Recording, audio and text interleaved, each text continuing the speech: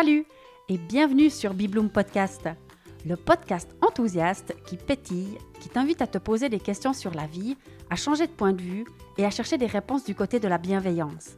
J'y partage mes réflexions et découvertes personnelles en fonction de ce que je vis au quotidien et j'invite régulièrement des personnes avec qui j'ai plaisir à échanger pour partager avec toi et t'inspirer.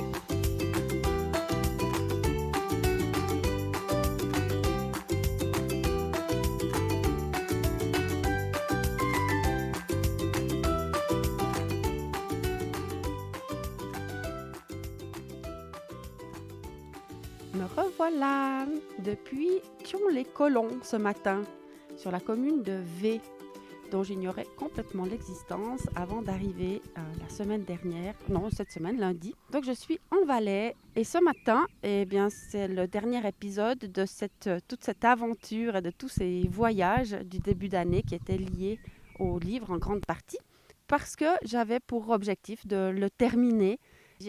J'ai réussi à mettre le point final hier. Donc, le point final, on est d'accord, du manuscrit que j'écris sur le Remarkable, que je convertis pour envoyer sur l'ordinateur. Enfin, il y a encore un grand travail derrière, mais le manuscrit est terminé et c'est un grand waouh, je célèbre ça avec toi ce matin. Et donc, je vais quand même te raconter encore une fois comment ça se fait que je suis arrivée là, lundi, et puis 2-3 anecdotes de la semaine pour clore ce dossier-là. Alors, je t'avais laissé pour ce sujet-là à côté de Montréal, à Longueuil.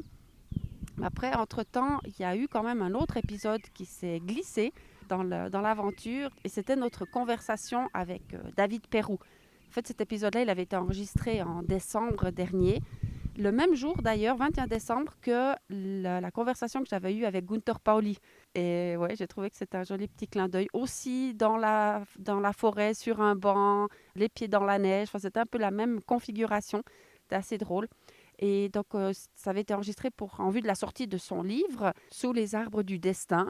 Et la sortie du livre avait été repoussée. Et du coup, l'épisode est resté en plan, en fait, jusqu'à la sortie du livre, dont les préventes sont en place maintenant. Donc, tu peux le commander jusqu'au 4 mai avec 3 jolis bonus. Et puis ensuite, il sera en vente dans tous les magasins. Et donc, j'ai publié cet épisode de podcast juste avant de venir ici, le week-end dernier. Donc, je rappelle juste le contexte. Donc, moi, je peux profiter de faire des voyages jusqu'à la fin du mois d'avril, puisque ma fille Léonie et son amie Angel sont chez moi et s'occupent des chats. Ils ont trouvé un appartement. Ils viennent d'ailleurs de recevoir les clés et sont en train de déménager maintenant. Et donc moi, quand j'étais encore au Canada, je savais qu'il y avait potentiellement encore une semaine que je pouvais utiliser pour partir. Mais je voulais d'abord rentrer à la maison tranquille, voir un peu comment ça se passe et voir aussi, sentir si c'était justifié de partir encore une fois ou si finalement c'était quand même un peu exagéré tout ça. Donc voilà, je suis rentrée, j'ai honoré les mandats que j'avais à la commune de Châtel-Saint-Denis. Ça, c'était un grand feu d'artifice. Le module que je devais animer, c'était Essaimer l'enthousiasme. Alors là, il y en a eu de l'enthousiasme cet après-midi-là. Vraiment un groupe extraordinaire. J'ai eu un plaisir fou. Après, j'avais pas mal d'entretiens d'enthousiasme. Donc voilà, tout ça, j'ai fait ça la semaine de mon retour. Et pas de souci avec le décalage horaire. À l'aller, là-bas, j'étais quand même un peu à plat pendant les 2-3 premiers jours. Mais au retour, rien du tout. Pour moi, c'était plus facile dans ce sens-là de m'adapter à ce décalage. Et puis, en milieu de semaine, je me suis dit, je pense que c'est bon, il faut que je reparte. J'ai vraiment envie de finir ce livre et je suis incapable d'écrire chez moi, à la maison. Je peux faire plein d'autres choses, en fait. Enfin, je fais bien sûr plein d'autres choses, mais écrire, je ne sais pas pourquoi, je n'y arrive pas. Et donc, c'était clair qu'il fallait que je reparte. Et j'avais un plan qui paraissait tout à fait intéressant dans le narratif, chez une fille qui habite à Bâle, que je ne connais pas, mais avec qui j'ai eu une conversation téléphonique un peu par hasard, comme toujours.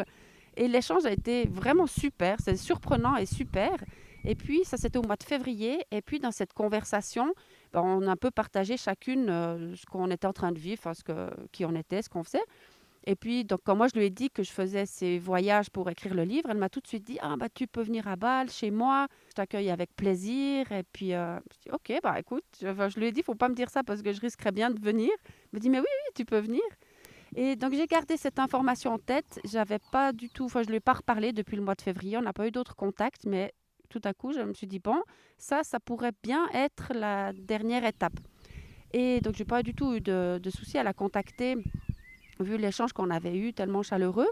Et quand je lui demande pour les dates, eh bien, elle est en vacances en Égypte. Et elle me dit qu'elle est vraiment désolée de ne pas pouvoir me recevoir et qu'elle se réjouit de faire ma connaissance dans un autre contexte. Et là, pour moi, ça tourne un peu dans la tête et je ne sais pas exactement comment ça s'est fait, mais je me suis dit, ah, mais finalement, c'est très bien comme ça parce que je vais plutôt chercher un endroit, un Airbnb ou un endroit où je peux me poser toute seule et pas avoir encore l'occasion de créer des nouvelles anecdotes en fait. Parce que comme je raconte en fait tout ce qui m'arrive, ben, chaque fois que je suis chez quelqu'un, ben, d'abord je passe du temps à échanger avec les gens, à faire leur connaissance, à partager leur quotidien et à créer plein d'anecdotes en fait. Donc je me suis dit, ah mais ça serait mieux que j'aille de mon côté, je trouve un endroit tranquille, je me pose comme une ermite et je finisse ce livre. Ça, c'est ce qui me donnerait les meilleures chances et ça m'a paru tellement juste, tellement aligné, ça me faisait un grand waouh.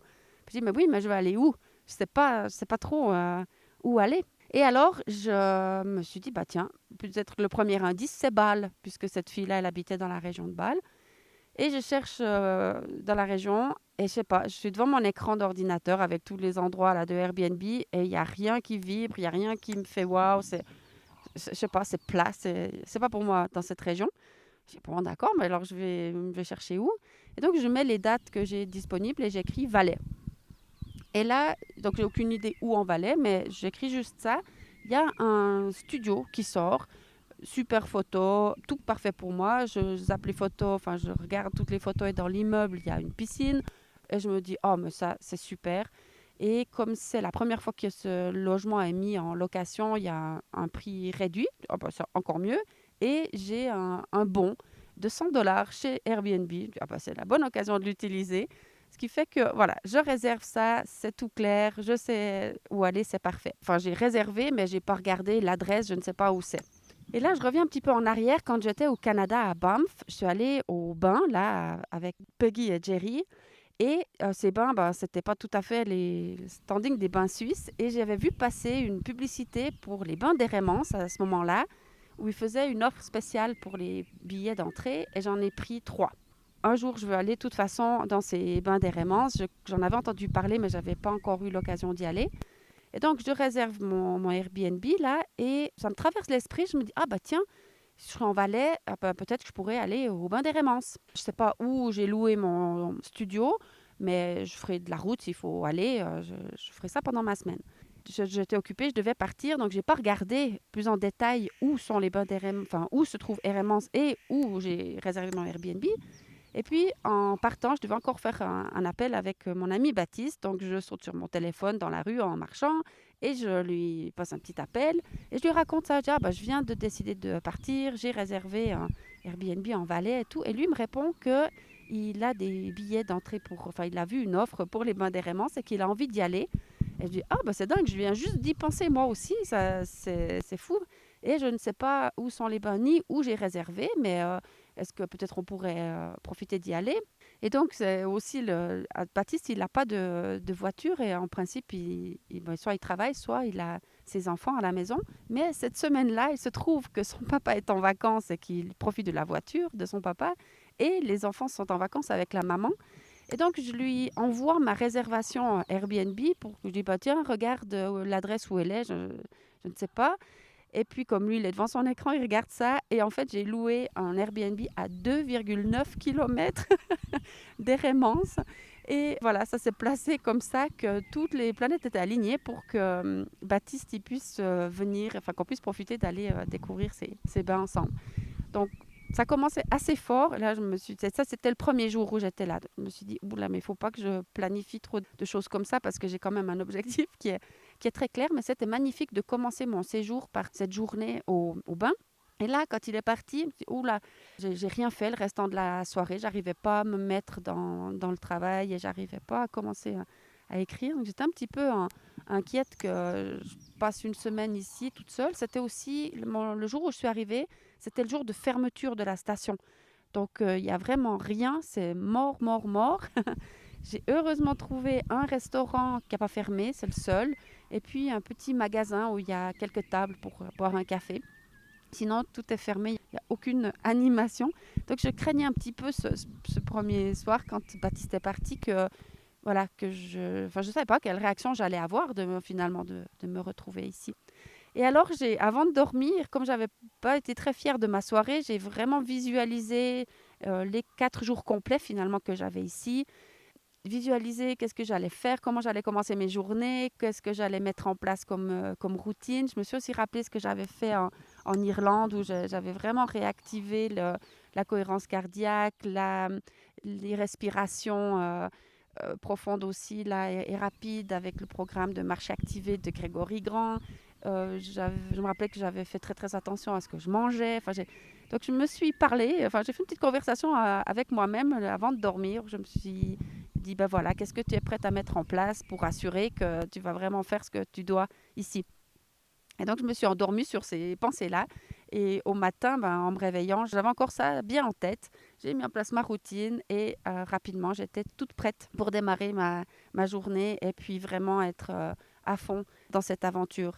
Donc, je n'ai pas créé énormément d'anecdotes, mais quand même, il y en a 2 ou 3 que je vais encore raconter là. Donc, au moment où je suis arrivée ici, donc j'aime bien faire des petits statuts sur WhatsApp ou des stories, et je mets une story comme quoi je suis bien installée à V, endroit dont je ne connaissais pas l'existence. Et là, Nadia répond à ma story et elle dit « Non, mais t'es sérieuse ?» 3 points d'interrogation. Je dis « Bah oui ». Elle me dit « Mais c'est là où j'habite ». Et waouh! Donc Nadia, c'est une fille qui s'est formée pour être animatrice Signons Ensemble en 2019. Et donc depuis là, on est collègues dans cette association-là. On était, puisque moi, je n'y suis plus depuis peu. Mais c'est elle qui va reprendre la formation des nouvelles animatrices avec Jasmine. Et c'est vraiment 2 personnes extraordinaires pour reprendre ces formations pour l'association. Et donc, on s'était rencontrés ou on s'est revus. On ne se voit pas souvent parce que du coup, elle habite assez loin de chez moi. Mais elle est venue à l'Assemblée générale au mois de mars qui avait eu lieu dans ma salle. Donc, on s'était vus là. Et puis, voilà, elle est juste à côté. Alors, on avait prévu aussi de se voir. Et moi, j'ai quand même lié le fait de la voir ou pas à comment ça y avancerait pour moi dans mon projet. Et on a réussi à se voir un moment vendredi après-midi. C'était juste magnifique. Et alors, autre chose qui s'est placée aussi, c'est une belle, belle rencontre avec Caroline, mon amie bijoutière de Tulipe en janvier. Et là, ça fait des mois et des mois qu'on ne s'est pas vus. La dernière fois qu'on s'est croisés, c'était au salon Mieux Vivre à Morges, où elle avait un stand avec ses bijoux et moi, je donnais une conférence. Donc, on a profité de se voir là-bas. Mais sinon, on ne s'est pas revus vraiment depuis très, très longtemps. Et elle a lancé une formation en ligne pour la bijouterie. Et je savais qu'elle était sur ce projet depuis plus d'1 année.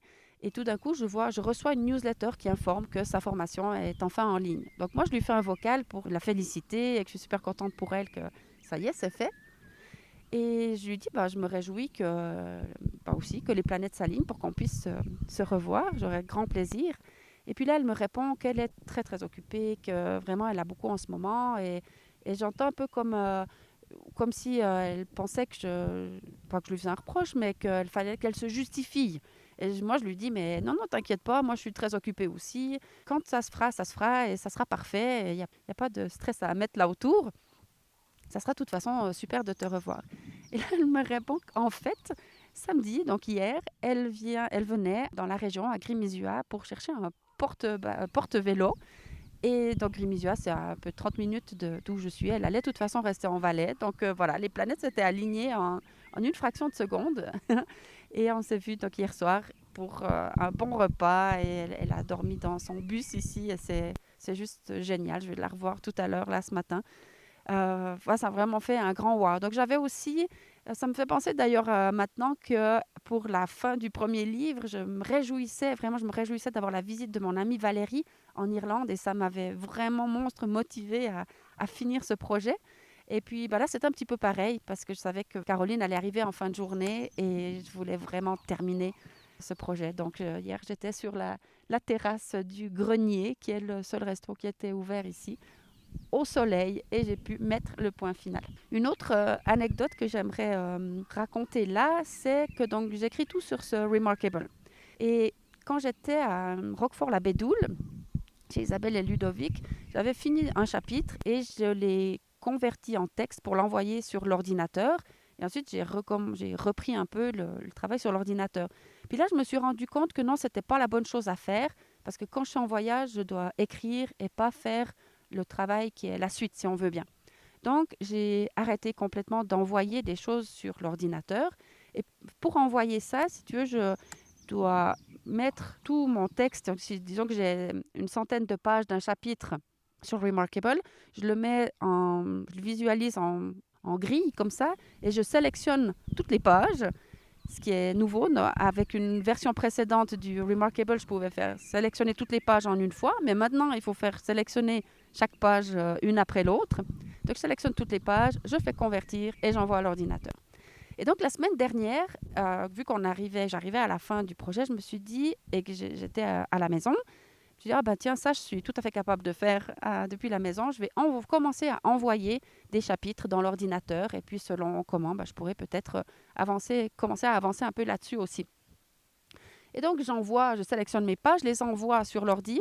Et là, wow, catastrophe. Tout est mélangé. Tous les mots sont mélangés. C'est totalement illisible. Je ne comprends rien. Je dis, mais qu'est-ce qui se passe? J'ai fait quoi? J'arrive rien on ne peut rien lire, quoi.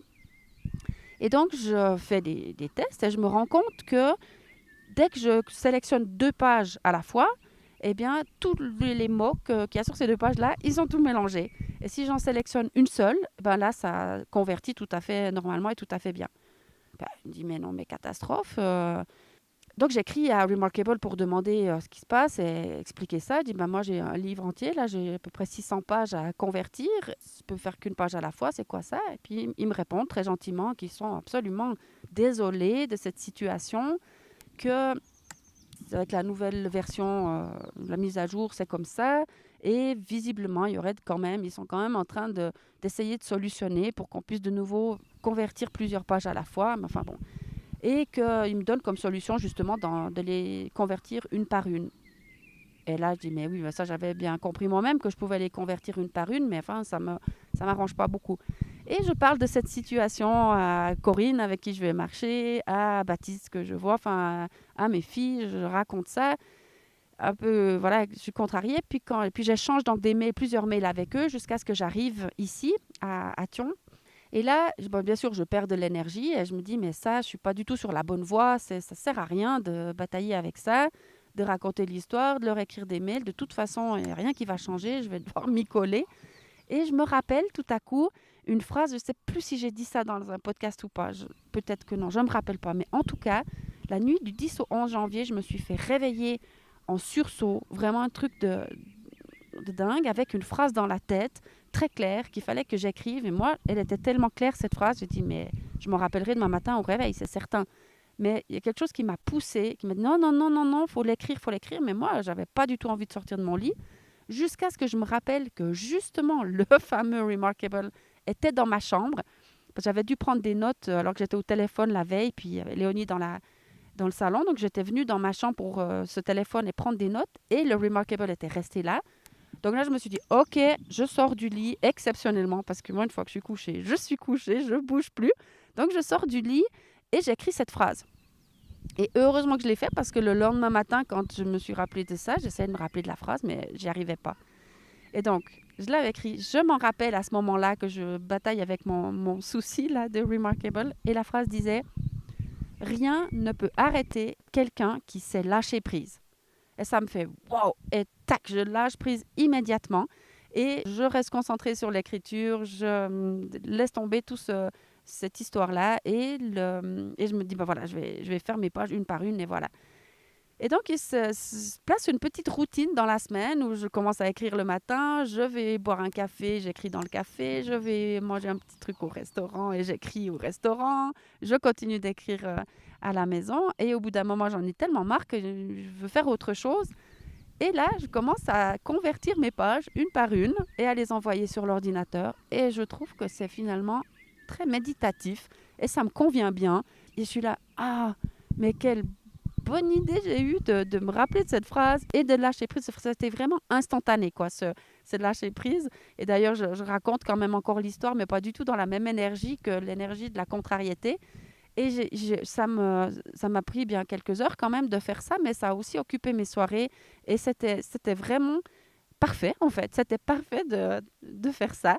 Et bon, on verra quand même si Remarkable change ça ou pas, parce que quand même, il faut reconnaître que c'est embêtant pour la suite. Mais enfin bon, finalement, c'est comme ça.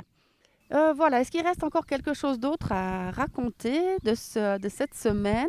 Ah oui, peut-être une dernière petite anecdote. Comme j'étais tellement programmée que je voulais pas créer des histoires, je voulais pas créer des anecdotes à devoir encore raconter. Quand je suis arrivée hier sur la terrasse du restaurant pour vraiment finir d'écrire, il y a un gars qui m'a interpellée. Et, visiblement, il m'a vu tous les jours. Moi, je n'avais pas trop remarqué, mais il devait être au bar tous les jours. Et puis, il me demande qu'est-ce que je fais là et il veut m'offrir un verre. Mais moi, même ça, j'ai refusé. J'ai dit non, non, non, c'est gentil, mais je voulais pas, même pas voulu boire un verre avec cette personne-là parce que je voulais tellement rester concentrée dans ma bulle et finir ça. Alors, je me suis dit, bon, ben Diane, là, quand même, c'est sérieux ton truc. Et après, il y a plein de gens qui sont arrivés à sa table. Et j'ai senti aussi que ça n'aurait pas forcément été des conversations très nourrissantes pour moi, disons comme ça. Donc, j'étais contente d'avoir décliné l'invitation. Puis, il y a peut-être une dernière chose qui me vient à l'esprit là, qui s'est placée cette semaine et que j'ai envie de partager là. C'est que l'année dernière, au mois de mai, j'étais partie à Genève pour un séminaire de 3 jours, le MMI, donc le Millionaire Mind Intensive Seminar, qui est proposé par T. Harv Eker. Et comme moi, j'étais vraiment dans cette idée de l'éducation financière et d'avancer pour moi avec ce thème-là. Donc, j'étais allée ces 3 jours. C'était extrêmement intense, en effet, et magnifique. Et donc, avec toute la formation Ineos Family, là, on est un grand groupe maintenant en Suisse romande. Et moi, j'anime, j'ai fait un groupe WhatsApp et on partage là-dessus, on fait des rencontres. Enfin, c'est vraiment très sympa ce qui s'est placé là. Et il y a plusieurs personnes de ce groupe-là qui vont aller au MMI cette année. Je me suis dit, bon, allez, j'y retourne moi aussi. Et puis alors, cette semaine, on a reçu une information dans le groupe de toutes les personnes qui étaient allées l'année dernière qui cherchaient des bénévoles. Donc, il y a plein d'exercices qu'il faut faire. Puis, il y a des gens qui sont là pour aider quoi, à l'organisation de ce séminaire. Et moi, j'entends, ah, vous avez besoin de bénévoles? OK, ben, pourquoi pas? Et je dis, bon, OK, je veux vraiment bien faire ça. Comme ça, je vais vivre l'expérience d'une manière différente, puisque je l'ai déjà vécu quand même l'année dernière. Et je dis, OK, j'ai bien pris note que c'est du bénévolat et je me réjouis de rencontrer l'équipe et de faire tout ça, mais ça m'embête quand même d'avoir payé mon billet. Au moins, si vous pouvez me rembourser ça. Puis d'abord, la dame, elle me dit, mais non, en principe, non, on ne fait pas de remboursement. Puis je dis, bon, ben, OK, de poser quand même la question. Et puis moi, je vais prendre ma décision si oui ou non je viens faire ces 3, enfin même 4 jours de bénévolat parce qu'il faut aller le jour d'avant déjà. Et donc, quelques heures plus tard, elle revient vers moi avec cette bonne nouvelle. Enfin, elle m'appelle, elle me dit, ouais, bonne nouvelle, c'est bon, on vous rembourse votre billet. Puis elle me félicite, elle me dit, ah, mais bravo d'avoir demandé parce que bah, c'est comme ça que ça marche. L'argent, ça se mérite pas, ça se demande. Et je dis, bah voilà, bah, super. Donc, on m'a remboursé mon billet. Puis, je vais pouvoir être dans cette atmosphère de nouveau, mais vivre une expérience différente. Et pour moi, ça, c'est juste génial. Et donc, je dois trouver quand même une solution encore pour ces quelques jours pour les chats, mais j'ai la chance d'avoir mes amies Brigitte et Florence qui sont déjà d'accord de passer, dire bonjour aux minous. Ah, je profite aussi de redonner quelques petites nouvelles du programme des 21 jours de l'éducation financière, donc, que j'avais tourné là à l'île Maurice avec Mélanie. Mon ami Baptiste là, m'avait aidé à faire le montage et on a vu que quand même la qualité elle n'était pas si bonne et surtout il y a des problèmes de son, des problèmes techniques. Et mon amie Danielle au Québec, elle m'a demandé, bah alors, c'en est où ce programme? Qu'est-ce qui se passe? Qu'est-ce que tu as décidé de faire finalement? Et j'avais déjà décidé qu'en tout cas, c'était sûr qu'il n'était pas vendable et que bah, je le donnerais. J'avais informé de ça, même ici, là, sur le podcast. Et comme on était ensemble, je dis, bah, tiens, je te montre une ou deux vidéos, comme ça, tu vois à quoi ça ressemble. Et puis tout de suite, elle me dit, mais Diane, c'est pas toi sur ces vidéos, on ne te reconnaît pas, c'est pas l'énergie du tout des 2 autres programmes. Alors voilà, je la remercie, comme toujours, d'être franche et honnête, et en plus, c'était tout à fait juste.